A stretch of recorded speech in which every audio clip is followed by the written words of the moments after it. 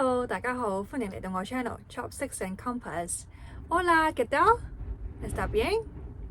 我終於呢一條咧係第一條片咧，我唔係介紹咧去旅行噶。咁呢一條片係介紹啲咩噶？呢一條片係介紹學中文。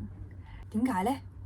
因為咧我成日咧喺 TikTok 嗰度啦，就見到咧有人留言就話啊，我好想學中文啊，可以喺邊度學啊？我好想學廣東話啊，我可以喺邊度學啊？其實咧學廣東話咧嘅 channel 咧都好多嘅，可以喺 Duolingo 啦，又或者咧上網用一啲 resources，即係 online resources 啦，一啲網啦。咁但係咧好多時咧出現嘅都係英文。咁我知道咧喺南美洲都唔係咧好多人咧都識英文嘅。咁我想可以喺呢一個頻道咧用西班牙文同葡萄牙文咧同大家分享廣東話。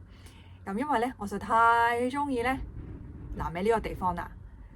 咁咧我都想咧繼續同大家咧去傾偈。咁咧，希望咧你可以咧 follow 我嘅 channel 去同大家一齊學廣東話。咁好多人就問啦，咁中文唔係廣東話咩？其實中文咧都有分好多種㗎。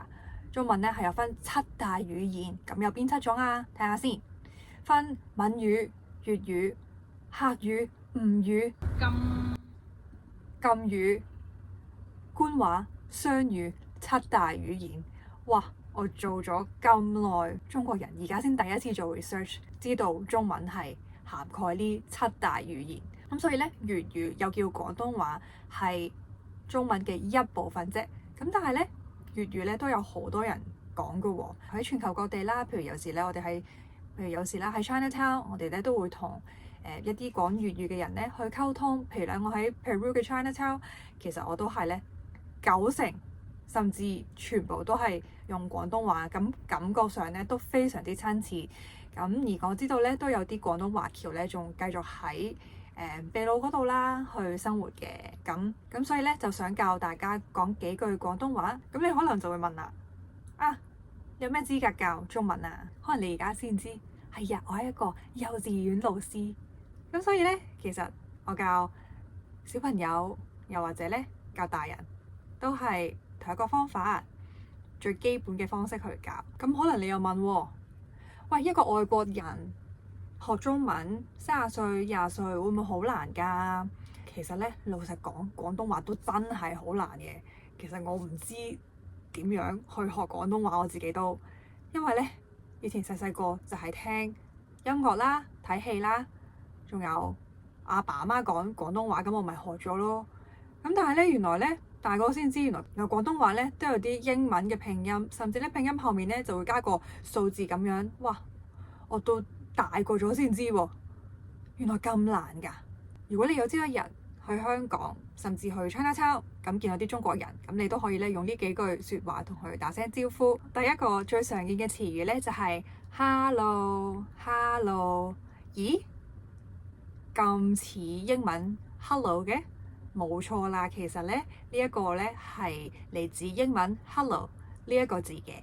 hello 呢兩個字咧，譬如你見到朋友嘅時候，你會講 hello， 你今日點啊？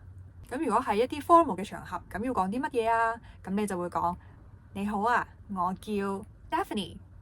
你好，我叫 Daphne。你好 hello 同你好。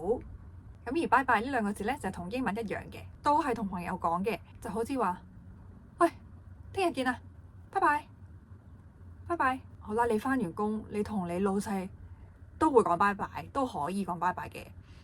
咁但係如果好唔熟嘅人咧，就會同佢講再見再見。再又明再一次嚟多一次咁解，見就係見面，咁所以咧有再次見面嘅意思。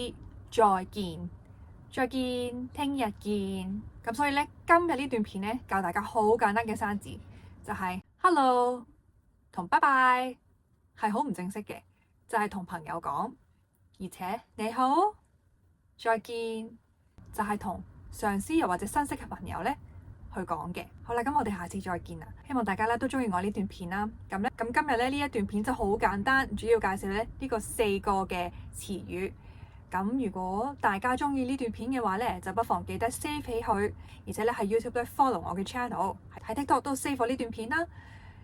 咁我都會咧不定時咧去進行咧影片嘅更新嘅。咁咧都想咧逐一次好少量，可能5至10分鐘咁教大家咧去學中文。如果你有任何問題嘅話咧，都不妨留言嘅喎，我都好歡迎咧，你可以參與去呢個討論。如果你話我唔想學廣東話，我想學普通話 Mandarin 嘅話，咁都不妨留言。咁咧我都會諗下咧，會唔會去教埋 Mandarin 嘅。